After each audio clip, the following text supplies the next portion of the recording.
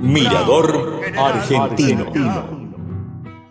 Producciones para televisión streaming presenta. También entregó su vida por la patria y por sus hombres.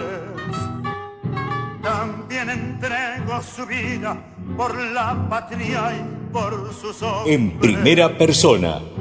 Los que se fueron Malvinas. contigo, 41 años y están a corazón abierto. en el mar. Conducción. Seguro están Carlos D'Abramo. soñando que siguen peleando en la eternidad. Agradecimiento a Casa de Veteranos de Guerra de 3 de febrero. Y el grito sagrado de la libertad.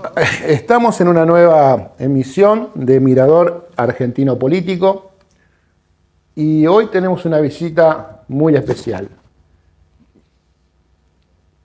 Preséntate. Bueno, mi nombre es Enrique Gianelli, soy veterano de la Guerra de Malvinas, pero antes de hablar de 1982 quiero empezar cómo fue que llegué a la Armada. Es decir, yo llegué a la Armada con el grado oficial por haberme recibido como ingeniero en la Universidad Tecnológica Nacional. O sea que sos fruto de la universidad pública.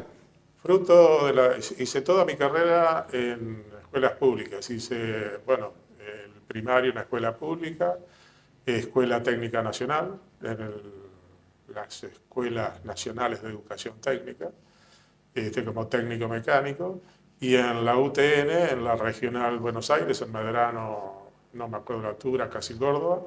Ahí hice mi carrera. Y en el año 78, di la última materia en febrero y me recibí de ingeniero. A mitad de año ingresé a la Armada, un caso medio raro, porque yo tendría que haber entrado junto con la camada de profesionales que hicieron el curso de integración a la Armada en enero, febrero, y yo estaba dando exámenes. Así que bueno, cuando presento los papeles, ya los otros ya habían terminado el curso, y bueno, la cuestión de que de buenas a primeras me dicen, me dan una carta de presentación, no tenía uniforme, no tenía nada. La carta de presentación dirigida al jefe de base decía: acá hay una persona que es teniente de fragata, ingeniero, no tiene uniforme, no tiene espada, no tiene nada. Se lo entrego. Más o menos, háganse cargo, estampilla en el medio de la frente, y me subí al tren para ir a Bahía Blanca. Llegué ahí, bueno, digamos que hice el curso de integración libre, por decirlo de alguna manera, obviamente apoyado por gente de la Armada, y después fui comprendiendo todo. Ese año, a fines de año, un poco más, entramos en guerra con Chile, entonces había... Lo que era Beagle en esa época. ¿Cómo? El canal de Beagle. Por el canal de Beagle, sí, exactamente. Pero bueno, eso explica por la forma en cómo entré. Es decir, que porque en un principio se estaba barajando en hacer el curso de integración naval, el profesional y qué sé yo, hacerlo junto con otros profesionales. Había un par de opciones. Pero bueno, de repente se decidió todo esto y la explicación la tuve cuando se hace el despliegue de toda la fuerza. Por suerte esa guerra no se concreta. A último momento la intervención papal hace que, bueno, se llegue a un acuerdo. Continúo. Bueno, ingreso ahí, hago ese curso de integración y, bueno, siendo ingeniero mecánico, el primer año que estuve en la base, estuve en una parte de servicios generales de la base, en el cual se encargaba de los colectivos de traslado de personal,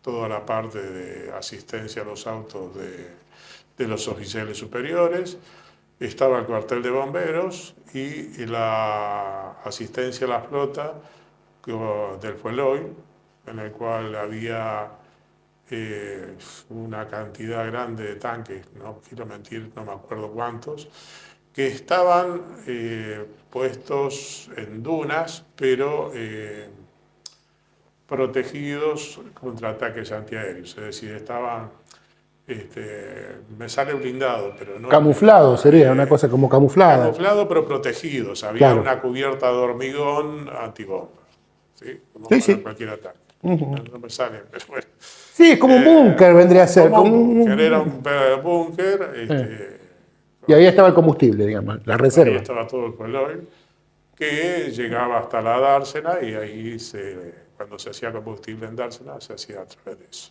Claro. ¿Y ustedes qué hacían? Todo el trasvaso de combustible, o sea, te dedicabas a todo ese tipo de cosas. Exactamente. Recibir el combustible de afuera, a través de camiones, y entregarlo a través de bombas por las cañerías Sí, y por la rada. A donde fuera, Creo que había 1 o 2 puntos de entrega nada más. nada más. ¿Cómo era trabajar? A ver, ¿cómo era cuando vos llegaste ahí y decías, viste cómo era la realidad? Por una cosa es el papelito, el libro, la mesa de dibujo y después pasaste a la realidad. ¿Cómo fue ese paso? Bueno, yo tuve 2 adaptaciones. El ingeniero recién recibido, que un poco de práctica tenía porque ya estaba trabajando como técnico. Entonces en esa parte, digamos que no sufrí tanto. La parte de la adaptación naval es compleja porque no es un trabajo más, es full time. Se integra hasta la familia, ¿sí? Directa o indirectamente, ¿sí? Es decir, no es que uno está impulsado a que todos se integren, pero bueno, uno es parte de eso, hay que vivirlo como para entender todo eso. Es decir, si bien la familia no está bajo órdenes de nadie, pero las casas, los departamentos están llenos de militares, las charlas son entre militares, y es un poco llevar un poco el trabajo a casa también, ¿no? Porque Y sí, cuando, hasta cuando vas a misa te encontrás con la familia de los militares. pero claro, estás hablando siempre de lo mismo, cosa Sí. que antes yo salía del trabajo y me encontraba con gente que hacía otra actividad o la misma actividad en otra empresa. En otro. Bueno, esa fue la adaptación que me costó un poco. Después de eso, en el año 80 y 81, fue tripulante del crucero General Belgrano, que anda por acá, Sí, glorioso. el glorioso, ¿Cómo era ese buque? hermoso. ¿Sí? Puede ser un destructor, digamos, originalmente. Es un destructor, es un buque acorazado, 186 metros de eslora, hablando en castellano largo. Largo. Cerca de 14.000 toneladas de porte bruto, 30 de manga, que es la manga máxima, es el ancho máximo, 30 metros.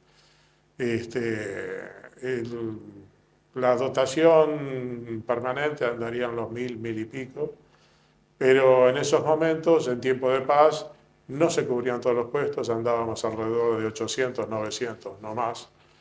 Pero yo estaba en la parte de máquinas, por ser mecánico. ¿Y qué máquinas tenía el general Belgrano? El general Belgrano tenía turbinas de vapor. O sea que el caballo era a vapor lo que se medía. El caballo a vapor. La potencia que generaba. La potencia era producto de vapor. Había 8 calderas, 6 que generaban vapor y 2 que recalentaban. O sea, Es el vapor más. El trabajo del vapor con una evolución de casi 100 años. Volver a calentar el vapor para secarlo y meterlo dentro de la exactamente. turbina. Lo que hacen las calderas recalentadoras pasan de vapor a prácticamente gas. Lo que en la eficiencia mecánica eleva la capacidad de potencia de los motores. Lo conozco, espere que no me metí en el tema, pero lo conozco, se sonríe, No, porque pero- he estado en el Ferroclub Argentino, donde nosotros trabajábamos también vapor, y aprendimos lo que era el recalentado del vapor. Por eso me atreví a decírselo. seguramente lo va a escuchar alguien más que vos y seguramente no tiene ese No conocimiento. tiene. Entonces quería aclarar eso. El general Belgrano la sigue teniendo, aunque sea ya por las profundidades, 4 hélices. Obviamente cada hélice tiene un eje, cada línea de eje manejada por por un conjunto de turbinas de vapor. Es decir, una turbina de alta presión, otra de baja presión y la turbina de marcha atrás. Claro, todo en un paquete, en un eje. Compleja. Es complejo. Maquinaria compleja. Es complejo. Y podemos complejizarlo más porque hasta para navegaciones de crucero había una turbina que combinaba 2 ejes, una turbina que dominaba los 2 ejes de una banda y la otra los 2 ejes de la otra banda, lo cual permitía un ahorro de combustible para tener la misma navegación. ¿Y qué velocidad de desplazamiento tenía? Originalmente llegaba a 33 nudos por hora. Bastante rápido para el monstruo que es. Hecha era una prueba de máquina, según lo que dicen los libros. Sí. En el año 81 hicimos una prueba, se llegó a 24 nudos, pero hay que tener consideraciones. Las calderas ya eran del 35 al 82 y ya eran 50 años, 50 años. y pico. 50 años más o menos. Claro, no podía generar por ahí la misma cantidad o presión De hecho, había 2 calderas que eran precisamente las que recalentaban, que estaban en un estado que ya era más caro, que era carísimo arreglarlas, era imposible arreglarlas, entonces se manejaba directamente de las 8 con las 6 que producían vapor saturado. Claro, vapor saturado. Ya esa es una limitación. La limitación del envejecimiento y del desgaste de las turbinas y las calderas saturadas que no llegaban al 100% de la producción, sino que se las limitaba a un 80-85%. Es justamente los nudos que le faltaban. Era eso, nada más. Casualidad. Después, pues, digamos que estructuralmente la nave estaba bien. Digamos que sí. Digamos que sí. Sí, pero 50 años en agua salada. apoyado en agua salada. 50 años en agua salada que tenían su deterioro. Claro. Aparte, ese es un buque que estuvo en Segunda Guerra.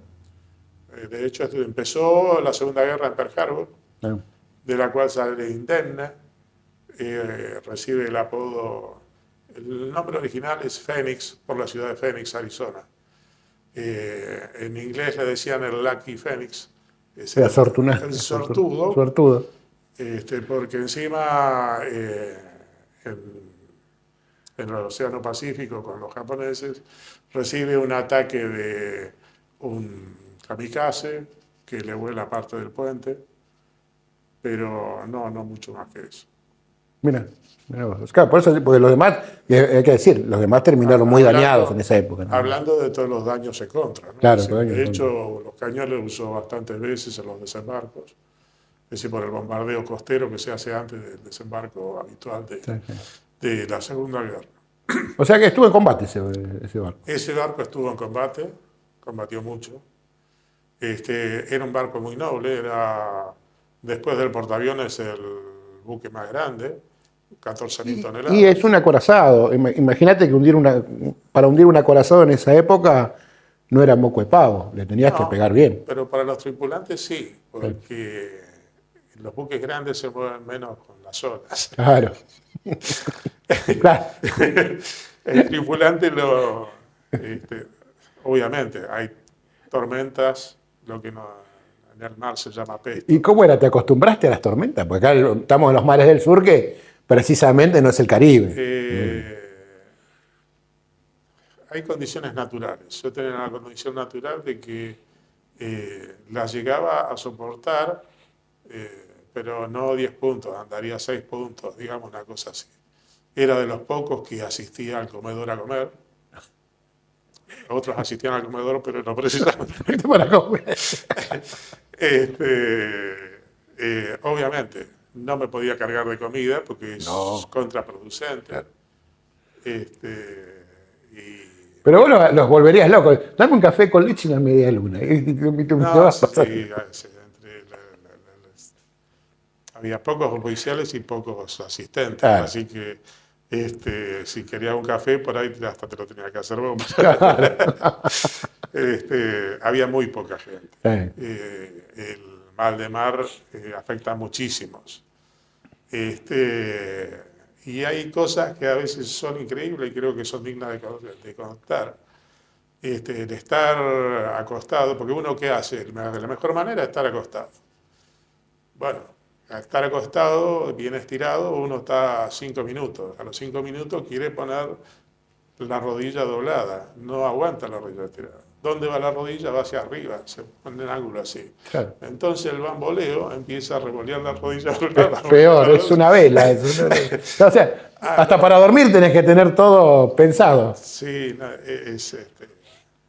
pero bueno. Bueno, yo he visto, perdón, pero más aparte, que hablamos un poco en serio, un poco en broma. Pero real. Pero es real.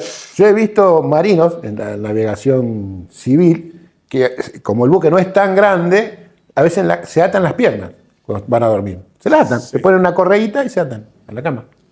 Bueno, lo que suele tener, por ejemplo, las mesas es algo que le llaman guitarra, que es es una madera Sí, una faldita, algo parecido. que permite enganchar como para que los platos no se deslicen más allá de ese tope. Funcionan de tope para los platos y utensilios de la mesa para que no... Claro, para que vean que todo se mueve adentro de un barco, ¿no? Si sirven sopa, ya hay... No, No, pero bueno, se suele usar eso. Bueno, o sea que tenés buenos recuerdos de esa época muy hasta bueno. hasta el 82. Siempre hay buenos y malos, ¿no es cierto? Es como todo, la vida. Para mí fue un hermoso buque, muy cómodo. Conocer las máquinas, jamás había visto una turbina a vapor, las instalaciones necesarias, todo metido adentro de... estábamos hablando de un buque acorazado. Bueno, toda la coraza corría por arriba y por los costados a las máquinas y la caldera.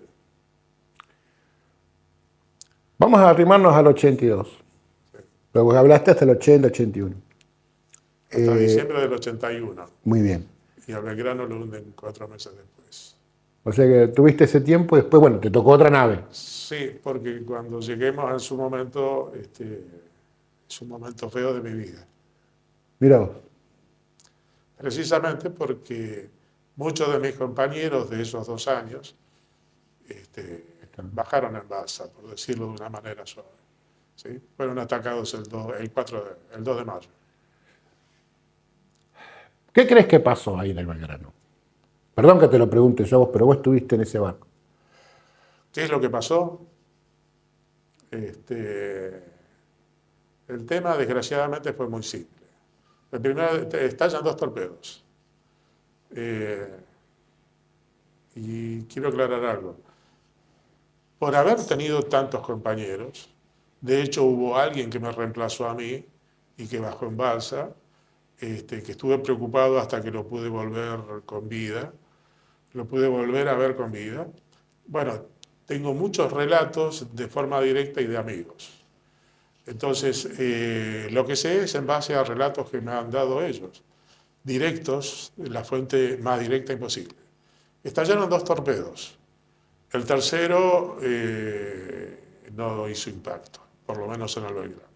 El primer torpedo que estalla en lo que sería la máquina de popa. Había la parte de máquinas estaba dividida en 2.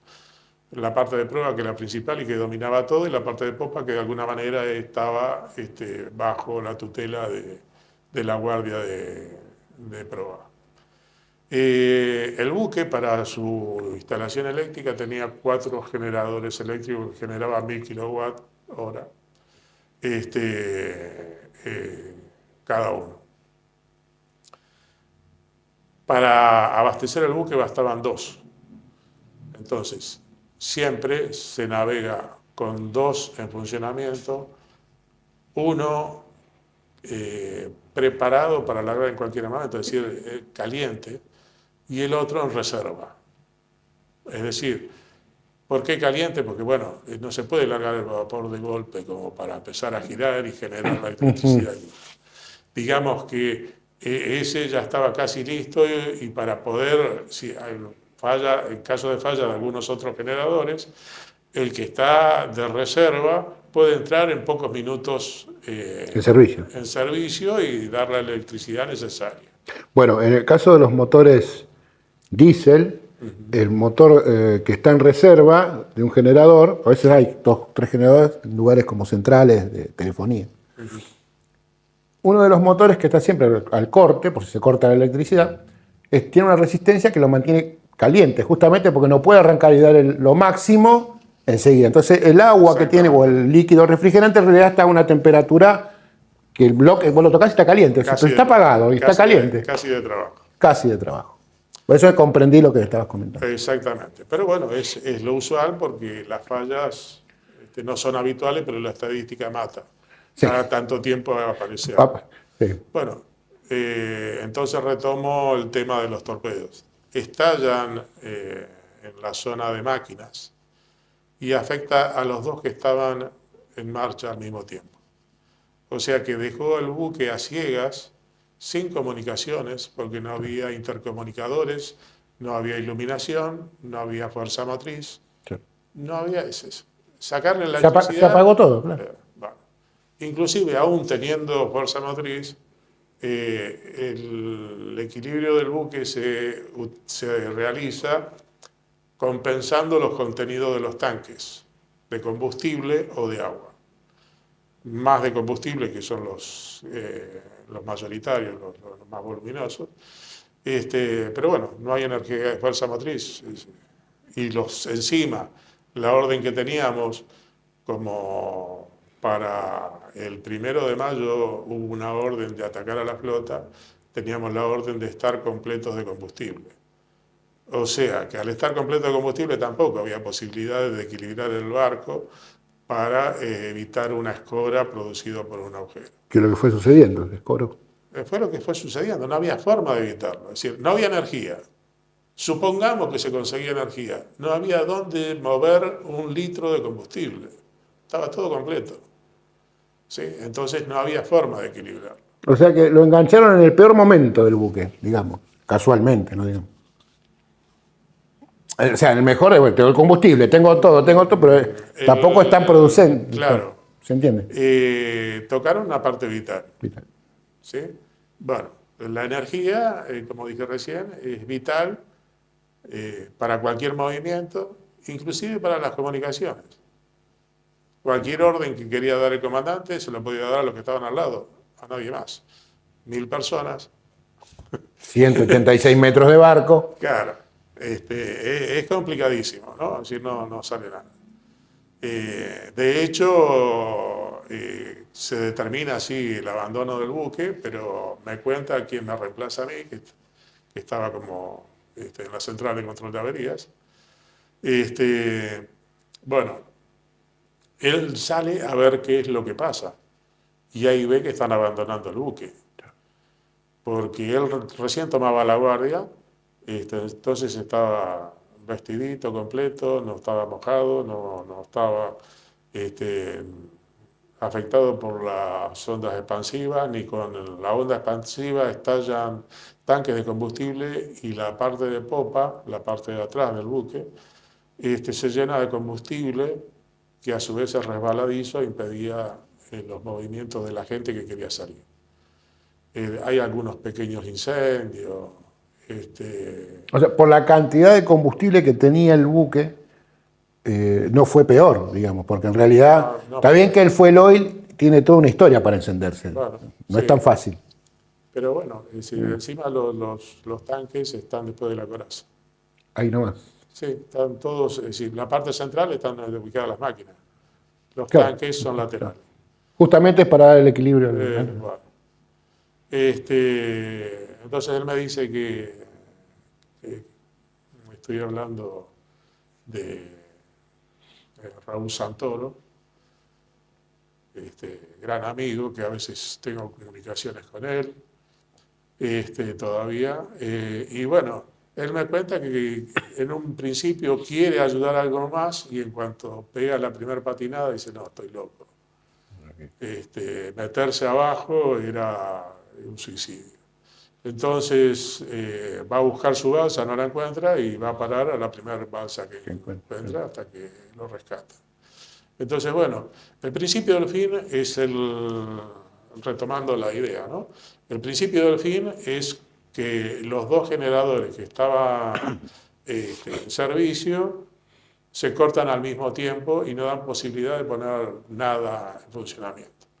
Y a partir de ahí había que resignarse, no se podía hacer más nada. El buque empieza a hundirse por la popa y escorándose. El segundo torpedo estalla cerca de la proa, un poquitito más adelante de la primera torre, y le arranca la proa completa. Para quien conoce el buque, en las fotos que hay, bueno, no hay ninguna de esas, pero se logra ver que le falta la proa. Bueno, como estaba diciendo, el buque se estaba hundiendo por popa y escorando, así que según donde tuviese uno la balsa, de qué banda estuviese, tenía una banda muy alta lejos del agua y otra ahí nomás. Bueno, se supone que la mayoría de las balsas, o la mayor parte de las balsas que salieron, fueron las rescatadas. Hay algún rumor de que alguna balsa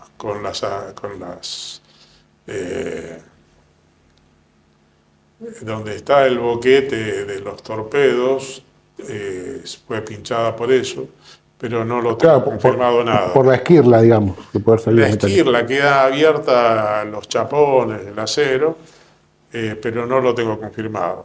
De todas maneras, la mayoría de las balsas son rescatadas. Son muy poca gente, creo que hay alrededor de 20 personas que mueren en las balsas por frío.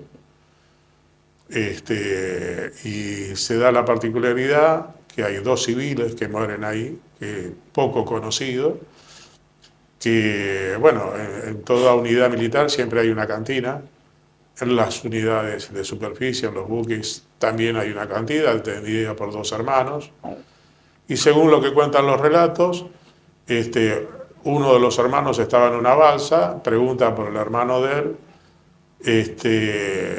no estaba por ningún lado, lo va a buscar y desgraciadamente ninguno de los 2 aparece. Nunca se supo. Gente que no fue obligada, dijo, si en tiempo de paz estamos todos juntos, porque cuando lo invitan a desembarcar, la cantina es un contrato, bueno, al fin y al cabo es un negocio para esa gente, Claro. Pero a la vez es un servicio para toda la dotación, desde el comandante hasta el último tripulante. Ese servicio, bueno, es complicado decir, si estuvimos en paz, vamos a estar en la guerra. Entonces dijeron, nosotros no desembarcamos, vamos con todos ellos, no podemos bajarnos ahora. Una cuestión de orgullo y de patriotismo, ¿no? Y bueno, desgraciadamente encontraron La muerte de su vida. Y bueno, dentro de lo que la desgracia que fue ese buque. Y ese para mí es un día terrible porque precisamente hay muchos amigos que vivieron todo eso y del 2 de mayo a la tarde que se tienen las primeras noticias, bueno, siempre hasta ahora me impacta esa noticia. ¿Y qué pasó en ese momento cuando te enteraste? ¿Qué me pasó a mí? Bueno, me volví loco. ¿Sí? Literal. Pensaba en todos ellos. Empezaron a venir los mensajes al día siguiente, a la noche, después de las 24 horas que se encuentran los náufragos, empiezan a rescatar.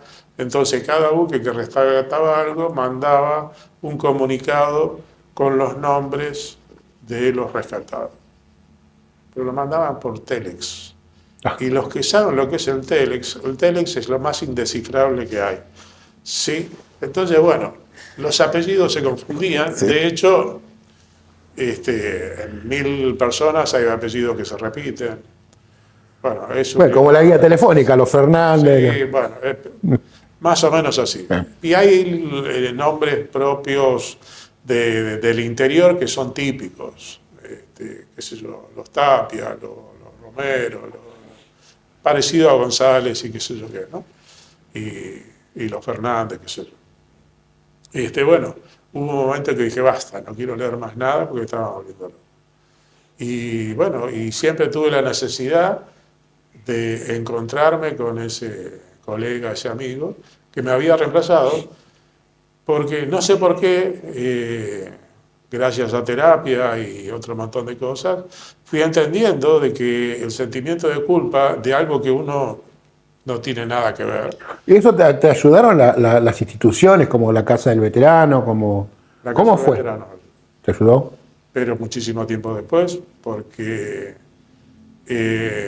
yo de hecho me voy de baja en el año 84, por varios motivos, ¿no? Entre ellos la guerra. La vida fue muy embromada, porque para conseguir trabajo había que negar haber estado en Malvinas, aún siendo profesional. Y bueno, trataba de negarlo todo lo más posible, porque no importaba Malvinas. El hecho ya de ser militar, en mi caso encima oficial, ya estaba ligado con la dictadura, que no tenía nada que ver, había entrado en el 78. Perdón, que era un pinche. Claro, Así lo que era. pero primero no tenía un grado demasiado alto. Claro. ¿Sí? La otra, entré 2 años después de que la dictadura empezó. Claro. Entonces, ¿qué relación tengo? Bueno, nada tuve. ¿Ok? Entonces, explicar todo eso era difícil. Así que era preferible negar todo. De hecho, en mi familia, que está conformada por mi esposa, 2 hijas mujeres y un varón. El varón nació después de Malvinas en el 83. Bueno, no sabían nada por lo que yo había pasado. Entonces mis hijas, que sí asistieron a la escuela normal, digo normal porque Enrique, que es mi hijo varón, tiene síndrome de Down, así que fue siempre a escuelas especiales. Vuelvo a mis hijas, cuando le hablaban de la dictadura, de los militares, de los genocidios,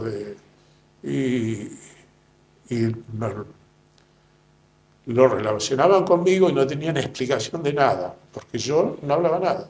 Claro. Por allá por el año 2000 me arrimé, estamos hablando 18 años después de la parte política. Sí. Ya entrados en democracia. Ya, claro. Obviamente, ya en el 83 habíamos entrado en democracia. Claro. Pero ni los militares ni los civiles jamás se acordaron de la salud de nadie, de los que habíamos participado en Malvinas. Entonces, bueno, la recuperación me fui arrimando a la Casa del Veterano. Me fui encontrando con gente que ya había empezado a hacer la recuperación de la normalidad. Pongámosle comillas porque todos tenemos algo de anormal y normal, ¿no? Obvio. De acuerdo. Pero digamos que uno es como que cuando termina la guerra tiene un baúl, cierra la tapa y le pone candado. Claro. ¿Sí? Bueno, cuando me arrimo recién en el año 2000, hablo de 2000 para hacer una aproximación, ¿no? Porque el acercamiento fue de a poco y la evolución fue lenta en el principio, después se fue acelerando. Pero bueno, primero hubo que sacar el candado, después abrir el baúl y después ir sacando las cositas de a poco. Charlando con gente que padeció los mismos problemas que había padecido yo, obviamente no exactamente, pero similares. Entonces uno empezaba a racionalizar todo, a sacar sus temores y sus fantasmas de adentro, obviamente, además de la charla con Profesionales, los veteranos, claro, claro. con ayuda de profesionales, ¿sí? que nos fueron ayudando en todo este trabajo. Acá en la casa había una psicóloga y un psiquiatra, que bueno, que fueron los que nos ayudaron a mucho. Pero en un principio yo hablo ya de la Casa del Veterano cuando ya fue iniciada, porque en un principio hay gente, no sé si decir más lúcida, más necesitada, más, no sé cómo explicar, pero fueron los que primero se animaron a unirse y a luchar por sus derechos, ¿sí? Yo de eso ni me enteré. De hecho, las primeras medallas, las primeras pensiones, que no eran gran cosa, pero se dieron por el 90 y algo. Yo recién empecé a ver eso, a recibir mi pensión y mi medalla en el año 2000 aproximadamente. Así que tuvo un tiempo que yo no estuve. Pero bueno, esos pioneros, que sí le podría decir, porque fueron los que empezaron con los derechos, que empezaron en lugares aislados, empezaron embrionariamente en alguna casa y después de esa casa se fueron formando otras casas, es decir, porque no sé bien la historia, pero me imagino que en Capital Federal fue la primera gran casa y después los que vivían lejos fueron armando como subsedes, por decirlo de alguna manera, que no son subsedes, sino son todas entidades distintas. Que después se agruparon, pero no dependen una de otra, son independientes. Y creo que a partir de ahí fueron haciendo lo que nosotros llamamos la catarsis primera, ¿sí? Que fue entre pares, y se fue evolucionando y de ahí se fueron ganando muchos derechos. Bueno, pasemos de vuelta te voy a llevar de vuelta a Malvinas. ¿Cuál fue tu rol allá? Bueno, cuando yo llego a Destructor Hércules, vale decir que era lo más moderno de la flota. Había llegado en el año 75, construido en Inglaterra, casualmente. Sí, bueno, convengamos que todo el armamento NATO, hasta último momento Inglaterra colaboró, Sí, sí. entre comillas, o sea, le compramos el material, no nos regaló nada. No, por supuesto. Pero teníamos buenos tratos mientras no habláramos de las Malvinas. Malvinas tenía lo que ellos llamaban el paraguas protector. Claro. Pero bueno, pero quería aclarar eso, el origen de la fabricación, y quería aclarar que era lo más nuevo de la flota. Así que yo pasé de un buque construido en el año 1935, a uno diseñado en 1970, 70. Entonces era muy distinto. De hecho, también tenía turbinas, pero de combustión interna, tipo de avión. Y el rol mío era jefe de control de averías. Control de averías es toda la parte de defensa del buque. Y en tiempo de navegación normal se encarga de ciertas cosas, como por ejemplo la generación de vapor para la cocina, a través de una caldereta chica, la generación del agua para beber, de toda la cañería de incendio, que es de incendio y además tiene otra función más que muchos no saben. Ese buque está preparado para la lucha QBN, química, biológica y nuclear.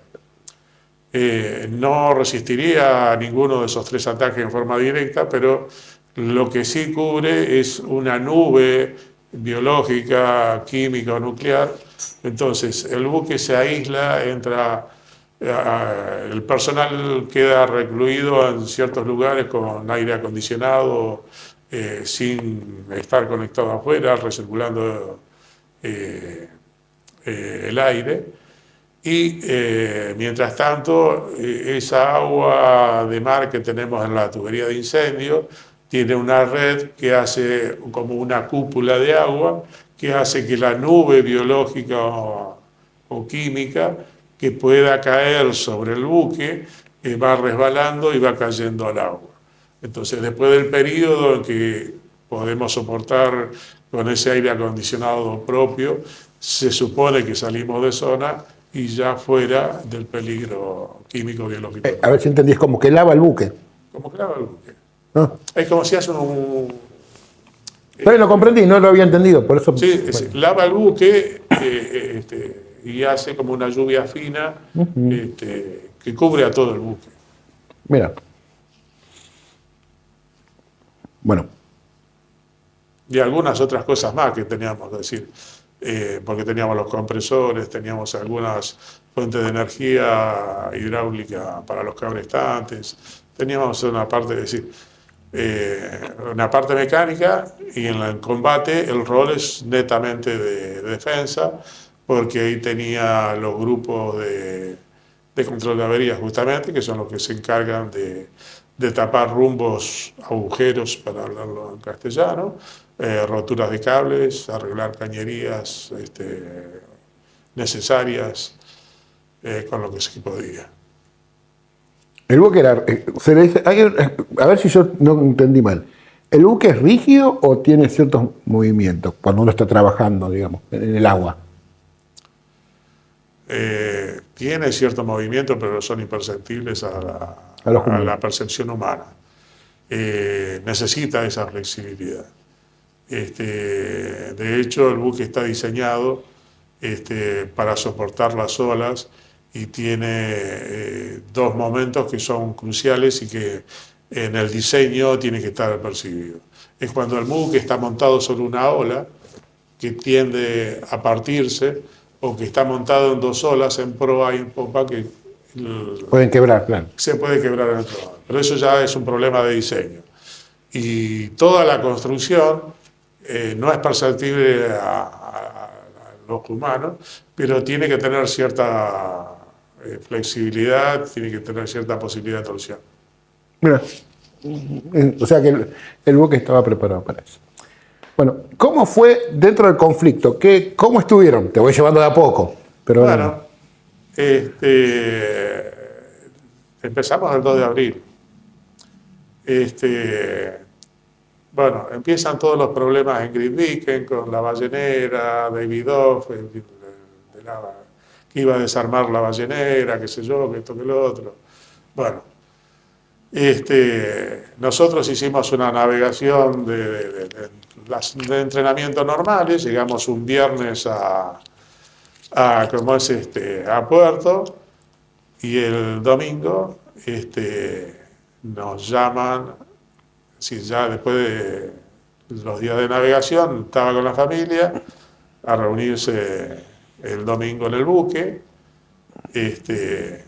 bueno, previsto que estaba para salir, se hablaba siempre de Georgia, y bueno, yo aún siendo oficial y todo, subo al buque y me llaman la atención dos órdenes que da el segundo comandante en la formación, como era todavía temperaturas, no de verano, pero sí con cierta calor, se hacía la formación encubierta. Entonces el segundo comandante da dos órdenes que me llaman poderosamente la atención, ¿no? Que dice, la primera, a partir de este momento todo el buque, todo el personal del buque no puede abandonarlo sin autorización de él, ni puede comunicarse afuera por teléfono, no había celulares, estamos hablando de teléfono fijo. Para hacer una llamada afuera la tenía que autorizar el segundo comandante. Es bueno, mucho no me llama la atención. Y la segunda es cuando nos llaman a todos los oficiales a la Cámara de Oficiales para una reunión. Entro en la cámara es el comedor, ¿no? Bueno, abro la puerta, a mi derecha había un plano de 1,5 metros por 1,5 metros de Malvinas. No tuve que preguntar más nada.